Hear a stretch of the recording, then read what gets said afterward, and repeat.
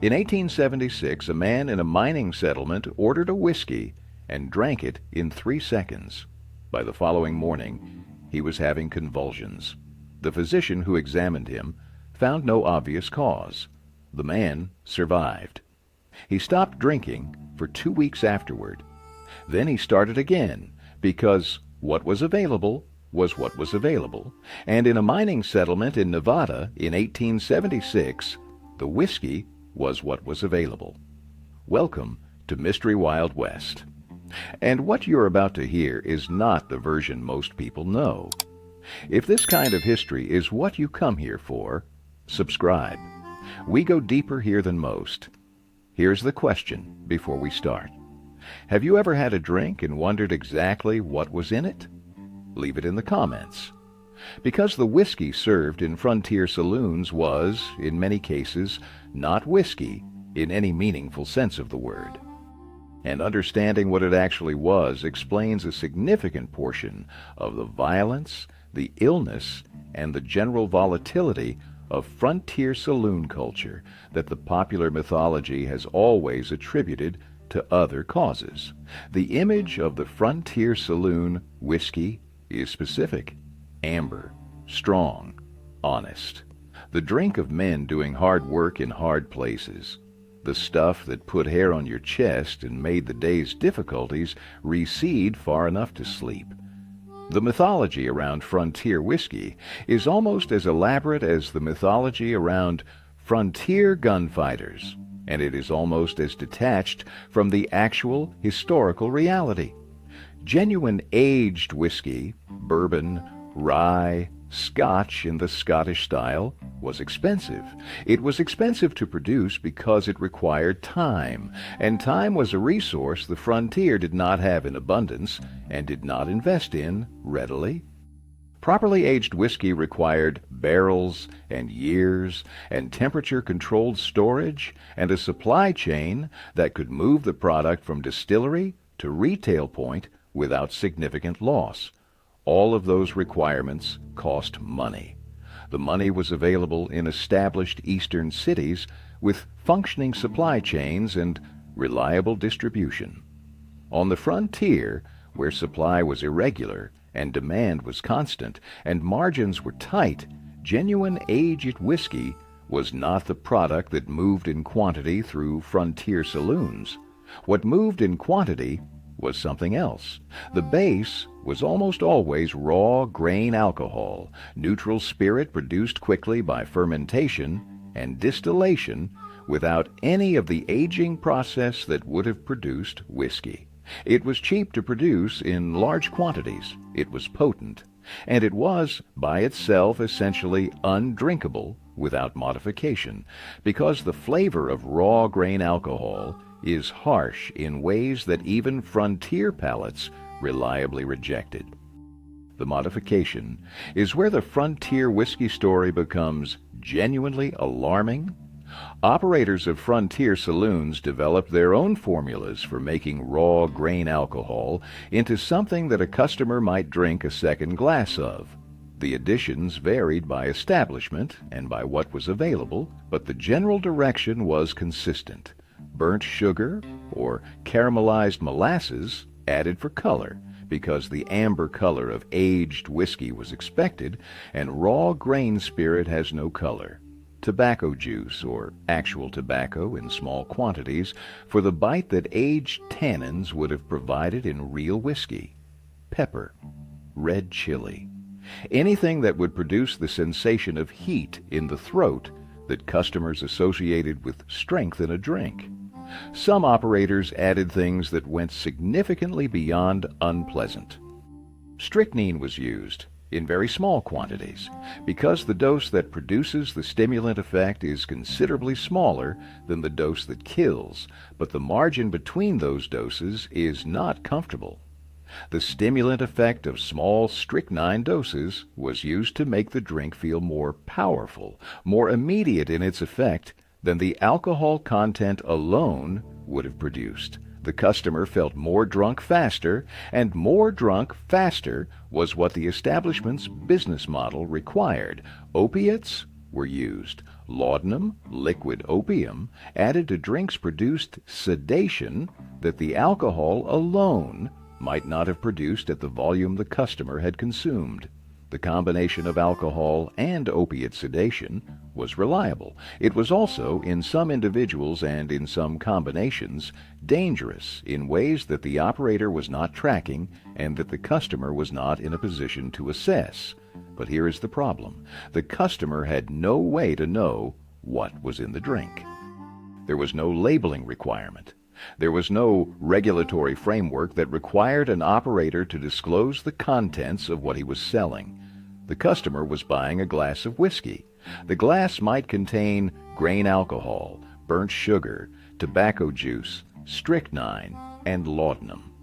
The customer had no mechanism for distinguishing between these possibilities other than his own reaction to the drink, which was itself an unreliable indicator because the whole point of the additives was to make the reaction feel like the expected reaction to whiskey.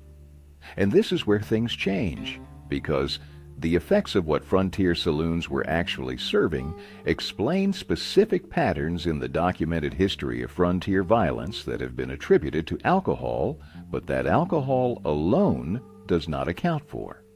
Genuine drunkenness, the effects of ethanol on the central nervous system, produces a fairly predictable progression. Disinhibition early, slowed reaction time, impaired judgment. Eventually, sedation.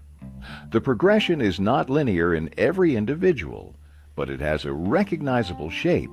The effects of frontier saloon whiskey, grain alcohol plus strychnine plus opiate plus whatever else the particular operator had included, did not follow that shape. The strychnine produced a kind of agitation and hypersensitivity that ran counter to the sedative effect of the opiate. The opiate produced sedation that could flip suddenly into stimulation at the wrong dose. The combination of adulterants interacting with alcohol and with each other in a specific individual's metabolism produced effects that were genuinely unpredictable.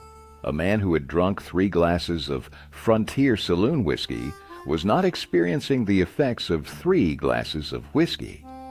He was experiencing the effects of an uncontrolled combination of substances whose interactions had not been studied, in doses that varied by batch and by establishment, in a body that might or might not have been eating adequately, or sleeping adequately, or dealing with whatever illnesses and physical stresses the frontier produced continuously. The violence that followed, the fights, the shooting incidents, the sudden eruptions of rage that frontier accounts document repeatedly, was not simply the violence of drunk men. It was the violence of men whose neurological states had been altered in ways that were more volatile and more unpredictable than alcohol alone would have produced. The mythology says frontier men were naturally violent and that alcohol brought it out. The chemistry says frontier men were being given a combination of substances that made extreme responses more likely at a neurological level. The distinction matters because it changes the story. The mythology locates the violence in the character of the men. The chemistry locates it, in significant part, in what was being sold to them as whiskey. Think about what it meant to be a regular drinker in this environment over years. Not the violence, but the internal physiological cost of sustained consumption of adulterated grain alcohol with various doses of strychnine and opiate and whatever else. The liver processing something that no liver had been designed to process. The nervous system navigating stimulant-sedative combinations repeatedly. The kidneys managing compounds that were not ethanol and that the kidney had no established pathway for eliminating efficiently. The men who drank regularly in frontier saloons and who survived into middle age had done so with bodies that had been processing these substances for years. The ones who did not survive into middle age had died of causes that the era listed as various things: liver disease, heart failure, fits, fevers, that the era's medicine had no mechanism to connect to what they had been drinking. And here is the first question worth stopping for. Who knew? The operators knew what they were putting in the barrels. That is not in question. The formula was the formula. It had been developed and refined. Some of the additives were purchased specifically for this purpose. Did the operators know the health consequences? Possibly not in full. The medical knowledge that would have allowed a complete accounting of what strychnine at low doses does to the cardiovascular system over years of exposure did not exist in accessible form in 1876. But the operators knew that the product they were selling was not what they were representing it as. That knowledge was present. Did the operators care? The business model was selling as many drinks as possible in the shortest possible time. Customer health beyond the immediate session was not a business variable. A customer who became ill was a customer who stopped buying drinks, which was a short-term cost. Whether the illness was connected to the drink was a question the era had no mechanism for answering, which meant it was a question the operators did not have to answer. And this is where things change again, because the patent medicine industry was running the same model simultaneously, and in some cases with better documentation of the consequences. Laudanum was sold in every general store in the country as medicine. It contained opium. The opium content was not disclosed on the label in plain language. The label said tonic, or soothing syrup, or restorative compound. The customer who bought it was buying medicine, not opium. The dependency that developed was, from the customer's perspective, a dependency on the medicine rather than a dependency on opium. That distinction was psychologically important and practically meaningless. The frontier saloon that added laudanum to its whiskey was participating in the same opiate distribution system that the patent medicine company was participating in, just without the medicinal framing. The customer in the saloon who became dependent on the adulterated whiskey was experiencing the same physiological process as the customer who became dependent on the patent medicine. The legal and social status of the two products was entirely different. The neurological outcome was essentially the same. The regulation that eventually addressed this, the Pure Food and Drug Act of 1896 for some products, federal prohibition much later for alcohol, the various state-level regulations in between, came after the frontier era had already produced its outcomes. It came because reform-minded people spent years documenting what the unregulated market was actually doing to the people inside it, and because eventually the documentation produced political pressure that produced legislation. The men who drank adulterated whiskey in frontier saloons in the 1870s were not protected by that legislation. The legislation was designed for people who would come later. The people who came before were what the legislation was responding to, but they were not its beneficiaries. They were buried, in many cases, with causes of death that the record did not connect to what had been in the glass. And here is the second question, the one that belongs near the end. When we watch the Western film and the hero walks into the saloon and orders a whiskey and downs it in one shot and slams the glass down on the bar, what is that image actually showing? It is showing the Mythology's version of a transaction, the honest drink of an honest man. The simple pleasure of a hard day made bearable by a strong drink in a place where men gathered. What it is not showing is the grain alcohol with the burnt sugar and the tobacco juice and the strychnine and whatever else was in the specific barrel on the specific day in the specific establishment. What it is not showing is what happened to the nervous system of the man who ordered that drink regularly for years. What it is not showing is what the operators of that establishment knew they were selling and why they were selling it. The mythology of frontier whiskey is a mythology of authenticity. The real stuff, the honest thing. The drink that told the truth about who you were and how hard you were willing to work and how much you could take. The actual stuff was frequently an uncontrolled combination of substances designed to produce a specific commercial outcome regardless of the physiological cost to the person consuming it. That gap between the mythology and the substance in the glass is the frontier whiskey story. Mystery Wild West does not serve the mythology version, and that is where we leave it today. There is one more dimension of the frontier whiskey story that connects it to the broader economy of the settlement in ways that the mythology does not acknowledge. The saloon was not simply a place where men drank. It was the primary commercial and social hub of most frontier settlements. Business deals were made in saloons. Elections were organized in saloons. The informal political and economic governance of frontier settlements happened, in substantial part, in saloon spaces. The men who ran the saloons had access to the informal centers of power in their communities in ways that other business operators did not. This meant that the saloon operator who was adulterating his whiskey with strychnine was not a marginal figure operating outside the respectable community. He was often a central figure within it.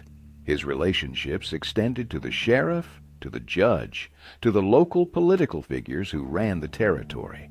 The arrangements that made the frontier saloon possible, the informal payments to law enforcement, the political relationships that kept inconvenient regulatory attention away, were arrangements made between people who knew each other well and who had ongoing economic relationships. The adulteration was not investigated. The deaths and illnesses that resulted from it were not investigated, because the people who would have investigated were the people who had relationships with the operators, and investigating would have been costly to those relationships in ways that the deaths of customers were not. There is a specific type of economic logic at work here that appears throughout the frontier history. The costs of a business practice are externalized, borne by customers, by the community, by people without economic power, while the profits are internalized. The saloon operator profits from selling adulterated whiskey. The customer bears the cost of consuming it. The community bears the cost of the violence and the illness that the adulteration produces. And because the costs are distributed across many people who lack the power to demand accountability, and the profits are concentrated in one person who has the power to prevent it, the practice continues. This is the structure of the frontier saloon whiskey story. It is not a story about individual bad actors doing something unique to the frontier. It is a story about an economic logic. Externalize costs, internalize profits, use social and political relationships to prevent accountability that appears throughout the history of unregulated commercial activity. The frontier just had fewer regulatory constraints than most environments, which allowed the logic to run more openly and with less accountability than it would have in a more established context. The men who drank in those saloons were not simply making bad choices, they were operating in a market that had no obligation to tell them what they were buying. They were making the best available choice within the options the market provided, and the market had been designed through the relationships between operators and officials to ensure that the best available choice was the adulterated product from the locally connected operator. When Prohibition came, decades later, the argument for it was partly about the harm of alcohol. But the actual frontier whiskey problem was not primarily a problem with alcohol. It was a problem with an unregulated market selling uncontrolled substances to an uninformed public with no recourse when the substance harmed them. Prohibition addressed the alcohol. It did not address the market structure. And the market structure, the externalization of costs, the capture of regulatory mechanisms, the maintenance of profitable practices through political relationships, persisted in other forms long after the saloons closed. The whiskey is gone. The structure remains. And that is where we leave it today. Mystery Wild West does not offer the amber glass and the honest drink. It offers the grain alcohol and the strychnine and the question of who knew and who profited and who bore the cost. That is the story. Now let us look at something that happened before every man in the settlement sat down with that glass. Something nobody talks about, something that makes the whiskey look almost clean by comparison. The water. A mining settlement of 3,000 men produced waste. Human waste, animal waste, chemical waste from the mining operations themselves, mercury, cyanide, the various compounds used to extract gold and silver from ore. All of that waste had to go somewhere. In the absence of any municipal sanitation infrastructure, which frontier settlements did not have in their early years, it went into the nearest convenient water source. The creek that supplied drinking water to the settlement was the same creek that the outhouses drained into in many cases, the same creek where the mining operation dumped its chemical runoff, the same creek where livestock were watered. The water that men drank in their bunkhouses and boarding houses and that went into the whiskey in the saloon was water from a source that was contaminated in multiple ways simultaneously. The diseases this produced were consistent and lethal: cholera, typhoid, dysentery. These are waterborne diseases. They are caused by specific bacterial contamination of water sources. They spread through communities that share contaminated water with the speed and efficiency of a biological mechanism doing exactly what it is designed to do. In a frontier settlement without sanitation infrastructure, drawing water from a contaminated source, sharing that source across the entire population, the conditions for epidemic transmission were essentially perfect. The men who died of cholera in mining settlements in the 1870s were dying of a waterborne disease spread by fecal contamination of a shared water source. The mechanism was understood in general terms by the 1870s. The germ theory of disease was becoming established. The connection between contaminated water and cholera had been demonstrated, but the understanding was not yet uniformly applied. Some frontier physicians were working with the new framework. Many were not. And even those who were had limited ability to address a contamination problem that required infrastructure investment that the settlement was not going to make. So the water was what it was. The whiskey was made with the water. The men drank both. And the combined effect of adulterated grain alcohol, possibly strychnine, possibly laudanum, made with contaminated water in bodies that were already dealing with the general physical stress of frontier labor and inadequate nutrition, that combined effect is what actually killed the men who died in frontier settlements from causes the era listed variously as fever, flux, fits, and unknown. The mythology gives us gunfights. The actual death statistics give us contaminated water and adulterated grain alcohol, and the diseases of inadequate sanitation. Mystery Wild West does not give you the mythology. And that is where we leave it today. The saloon economy had one more dimension that deserves attention before we leave this subject entirely. The credit dimension. Most frontier saloon operators ran a credit system alongside their cash operations. Men who had money bought drinks with it. Men who did not have money, and on the frontier, many men did not have money at regular intervals because wages were often paid monthly or at the end of a season or after a specific job rather than weekly, could buy drinks on credit. The operator kept a ledger. The customer's drinks went on the ledger. When the customer was paid, he settled the ledger, in theory. In practice, the ledger system created a permanent class of customers who owed the operator money and whose social relationship with the operator was therefore complicated by debt.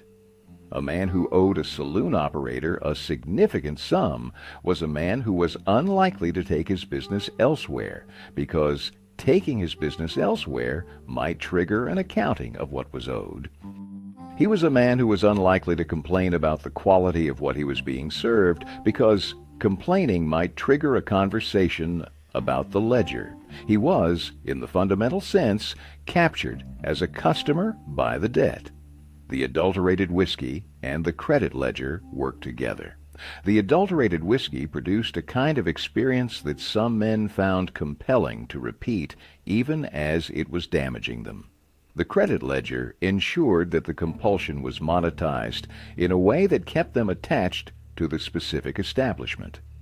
The two mechanisms together produced a customer relationship that was substantially more stable and more profitable than either would have produced alone. The man who had convulsions after the adulterated whiskey in 1876, the one who survived, who stopped drinking for 2 weeks, who then started again, probably started again at the same saloon where the convulsions had happened, because his name was in the ledger.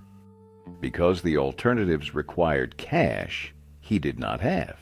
Because the social network of the saloon was the primary social network available to him. Because stopping would have required departing from every relationship and every routine that organized his daily life in the settlement. The credit system is not unique to frontier saloons. It appears throughout the history of commercial relationships with captive customer populations. The company store at a mining operation that paid workers in scrip, redeemable only at the company store.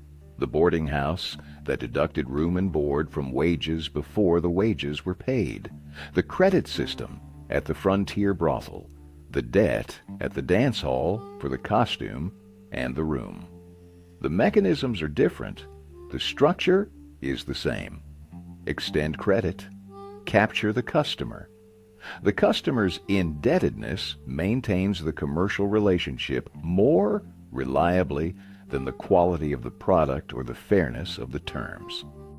The frontier ran on this structure in multiple domains simultaneously, and the men in the saloons, the women in the establishments, the workers in the mining operations, they were all, in different ways, inside the same basic mechanism.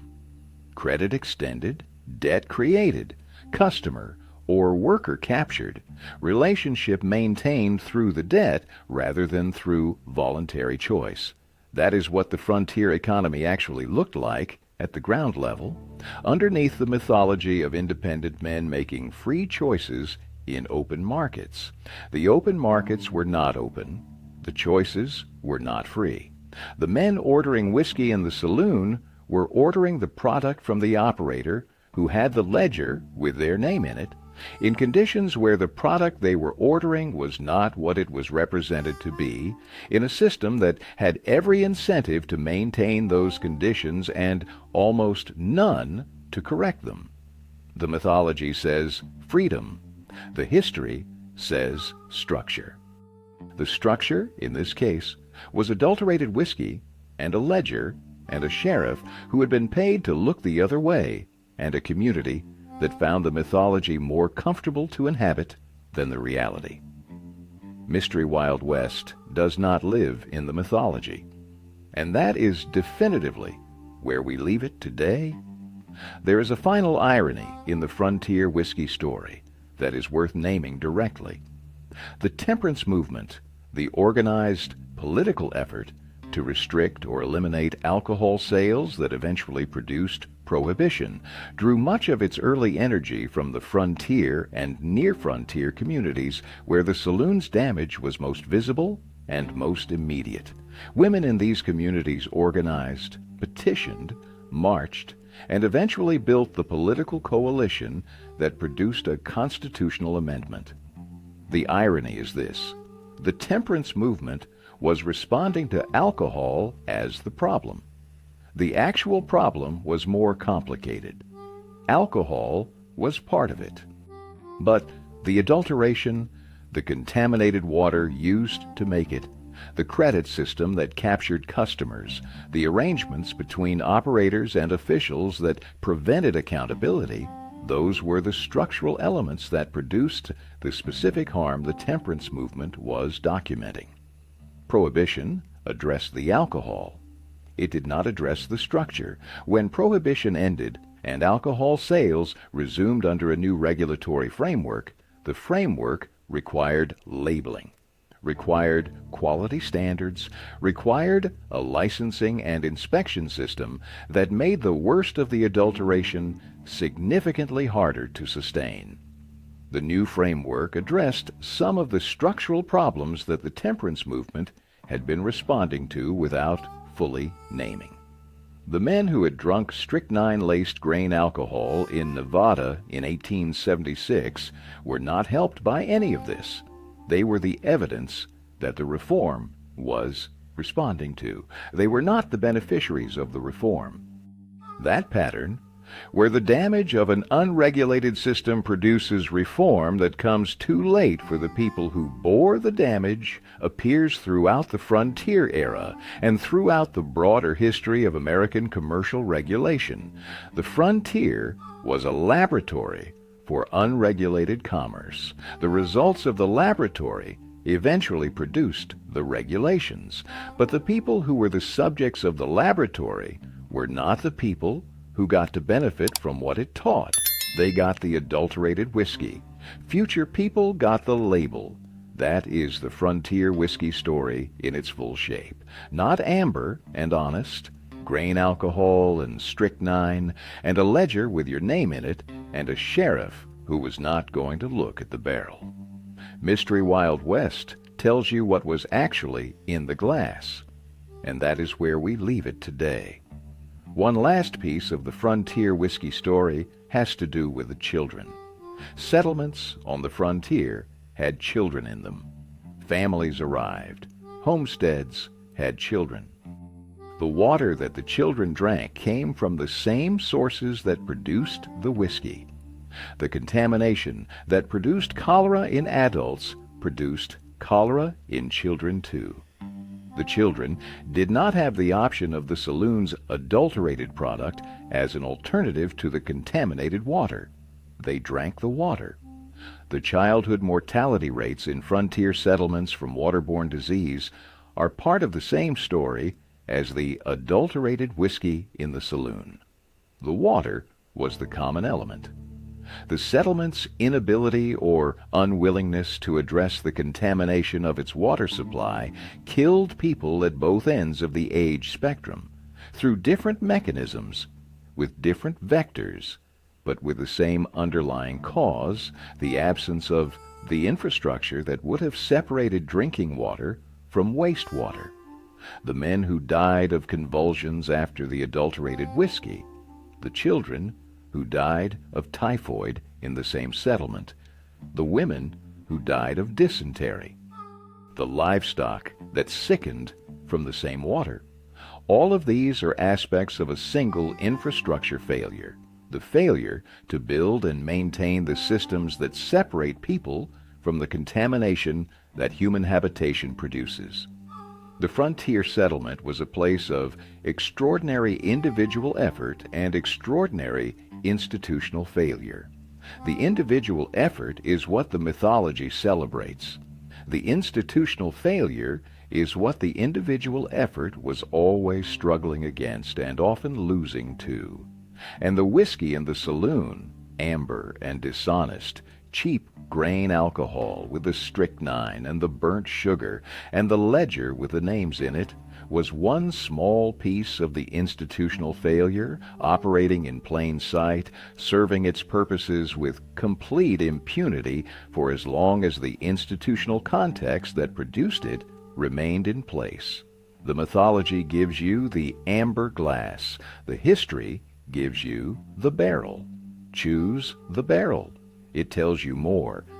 Mystery Wild West is here for the barrel, and that is where we leave it today. The reputation of frontier whiskey outlasted the frontier itself.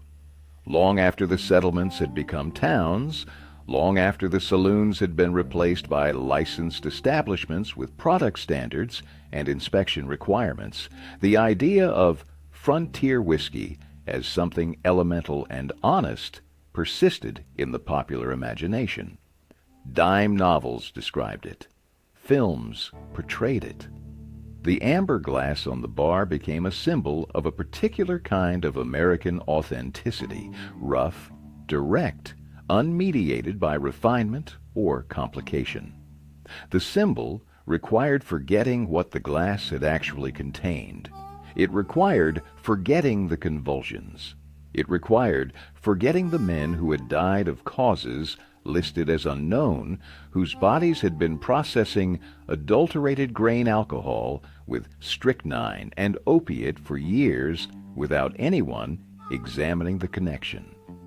It required forgetting the frontier physician who documented the convulsions and wrote them up as a case of unknown etiology and moved on to the next patient because there was no regulatory framework that would have made documenting the cause of the convulsions a useful investment of his time. Forgetting is a choice, not always a conscious one. Sometimes it is a choice made by the structure of which stories get told and which do not, which images circulate and which stay in the archives, which narratives the culture finds useful and which it finds uncomfortable. The amber glass circulated. The grain alcohol with the strychnine stayed in the archives. Mystery Wild West goes to the archives, and that is truly where we leave it today.